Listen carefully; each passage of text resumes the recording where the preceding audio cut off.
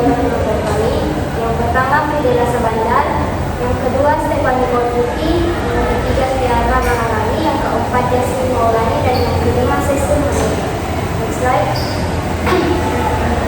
Yang pertama analisis situasi di Kabupaten Bolang Mongondo. Dari segi keadaan geografis di Kabupaten Bolang Mongondo.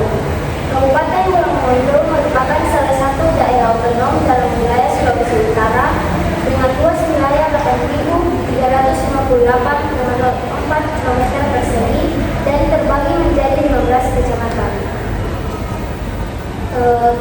Di sebelah utara ada laut berbatasan dengan Laut Sulawesi, di sebelah selatan berbatasan dengan Teluk Tomini, di sebelah barat berbatasan dengan Provinsi Gorontalo, dan di sebelah timur berbatasan dengan Kabupaten Minahasa. Next slide. Yang kedua, keadaan demografis. Jumlah penduduk Kabupaten Bolang Mongondo menurut kelompok umur dan jenis kelamin tahun 2023 sebanyak 133,3 ribu dan jumlah penduduk jenis kelamin perempuan sebanyak 121,9 ribu. Next slide. Sarana dan prasarana kesehatan di Bolang Mongondo. Infrastruktur jalan. Jaringan jalan terus dikembangkan untuk meningkatkan koneksivitas antar wilayah. Yang kedua, peningkatan kualitas jalan menjadi fokus untuk mendukung aktivitas ekonomi dan mobilitas penduduk.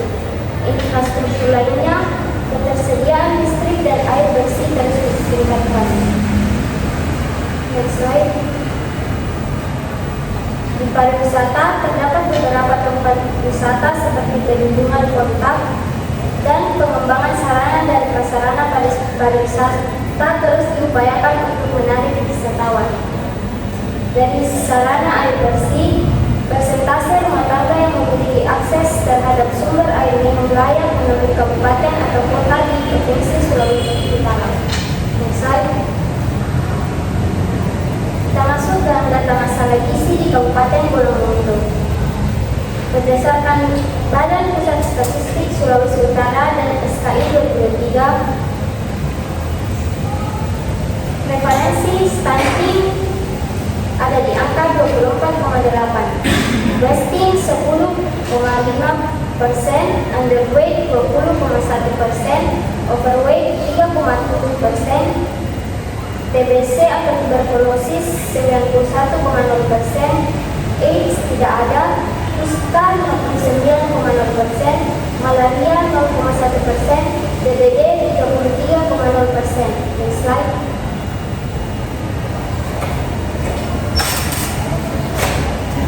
Selanjutnya kita masuk pada penentuan prioritas masalah yang kelompok kami gunakan, yaitu metode USG.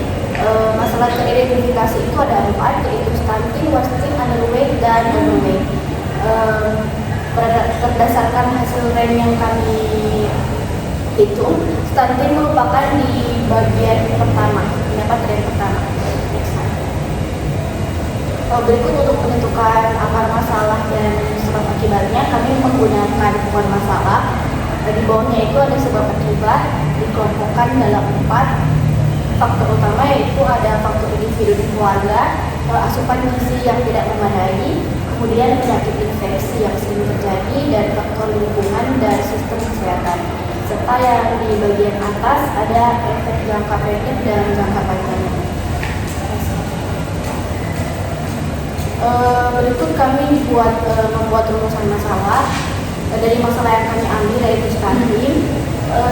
Siapa target masalah? Yaitu remaja usia 10 sampai 18 tahun. Kapan masalah terjadi? Itu tahun 2022 sampai 2023. Di mana masalah terjadi? Yaitu di Kabupaten Bolang Mongondo. Dan bagaimana masalah terjadi? Gambaran kondisi prevalensi stunting di Kabupaten Bolang Mongondo Selatan selama 2 tahun terakhir pada 2023 dan 2024 menunjukkan bahwa telah terjadi penurunan prevalensi dari 2,97%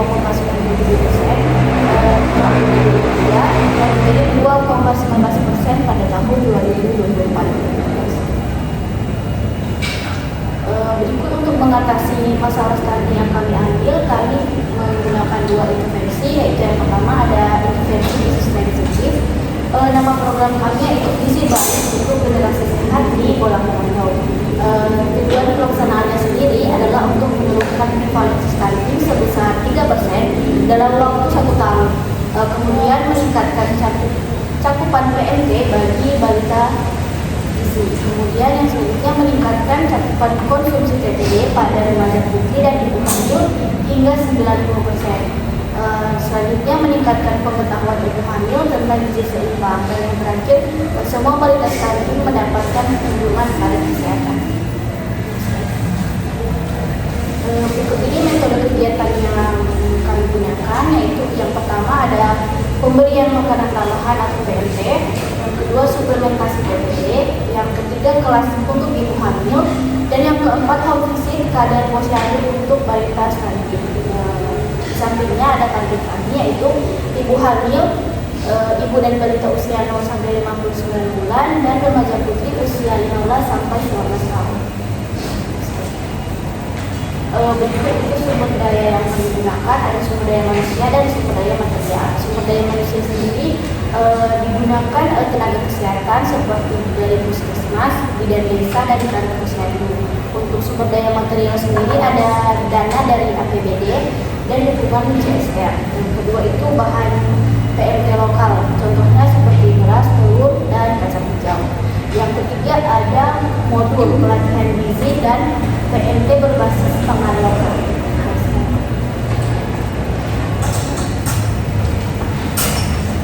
Selanjutnya untuk intervensi gizi sensitif, program yang kami gunakan itu yaitu program mandiri dan sehat.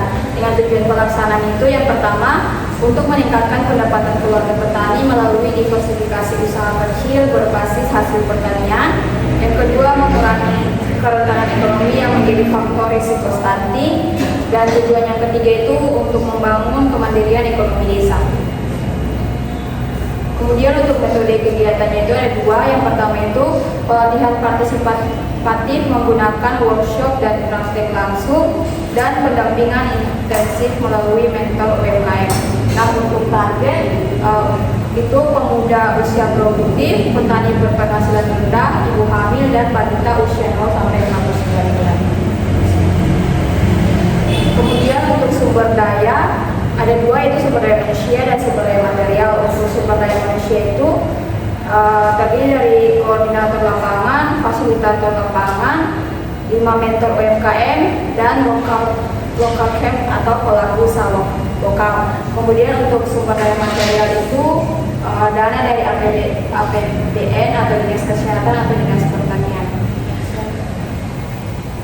Kemudian untuk jadwal pelaksanaannya itu yang pertama pelatihan usaha mikro seminggu sekali, yang kedua penyuluhan dan pendirian koperasi, yang ketiga dilaksanakan dalam waktu 2 bulan, dan pendampingan usaha seminggu sekali. Kemudian kita masuk ke monitoring dan evaluasi program gizi. Untuk pelaksanaan evaluasi program gizi dengan intervensi gizi spesifik dengan program gizi baik untuk generasi sehat di Bojonegoro, tujuan evaluasinya itu ada dua. Yang pertama untuk menilai keberhasilan penurunan prevalensi stunting 3% dalam setahun, dan tujuan yang kedua itu untuk mengukur peningkatan cakupan PMT, konsumsi tablet tambah darah, serta peningkatan pengetahuan gizi ibu hamil. Kemudian untuk indikator kerja utamanya itu ada 4. Yang pertama itu 80% balita gizi kurang menerima PMT lokal minimal 90 hari. Yang kedua itu 90% remaja putri dan ibu hamil butuh konsumsi tablet tambah darah.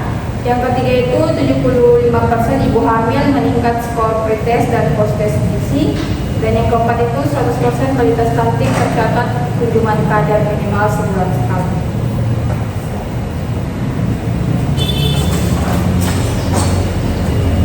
Kemudian ada sumber data yang diambil dari Wikipedia, laporan kadar, data puskesmas, dan survei penduduk.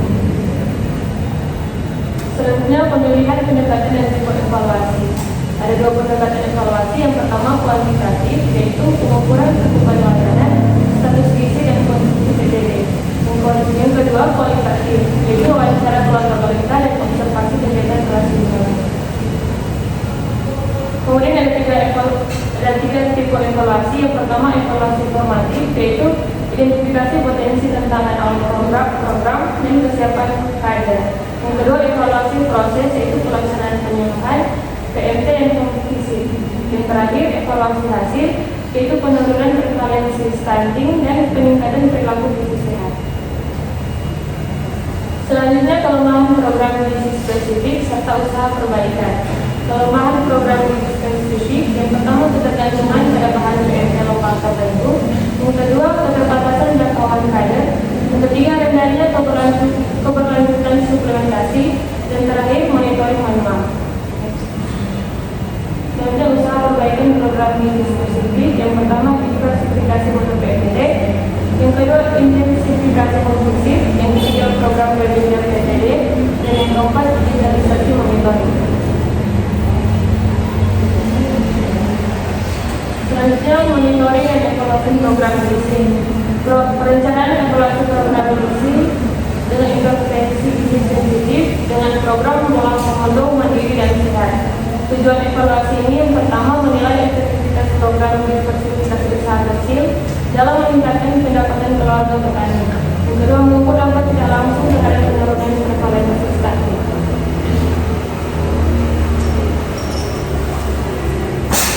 Selanjutnya indikator kerja utama dari intervensi gizi sensitif ini adalah yang pertama minimal 60 keluarga menyelesaikan pelatihan usaha mikro, yang kedua 100% peserta memiliki produk pangan lokal, yang ketiga 1 koperasi terbantu dan aktif, keempat peningkatan pendapatan keluarga minimal 60%, dan yang kelima penurunan prevalensi stunting sebesar 10% dalam 1 sampai 2 tahun.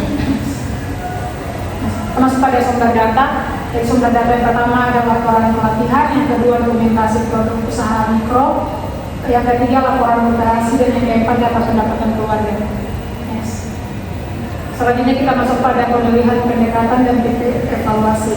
Yang pertama ada pendekatan evaluasi kuantitatif, yaitu mengukur jumlah keluarga berpendapatan meningkat, jumlah operasi aktif. Untuk yang kualitatif, yaitu lewat wawancara mendalam dengan peserta program ataupun studi kasus keberhasilan. Next. Tipe evaluasi yang kedua ini untuk evaluasi formatif, yaitu di awal program untuk memperkuat strategi pelatihan dan pendampingan. Untuk evaluasi prosesnya, monitoring pelaksanaan pelatihan dan pendampingan kooperasi. Dan untuk evaluasi hasilnya, penilaian perubahan ekonomi keluarga dan potensi dampak terhadap gizi. Next. Selanjutnya, kelemahan program gizi sensitif serta usaha perbaikan. Yang pertama untuk kelemahannya, di sini ada skala usaha kecil, ketergantungan dan fasilitator dan mentor. Yang ketiga, risiko operasi tidak berkelanjutan dan waktu perubahan ekonomi relatif lama. Yang kedua, usaha perbaikan program gizi sensitif di sini juga. Selanjutnya ada skala usaha yang berhasil, penguatan kapasitas mentor, fasilitas akses ke modal, dan kampanye pemasaran bersama. Next. Demikianlah presentasi dari kami kelompok 5. Kami mengucapkan terima kasih.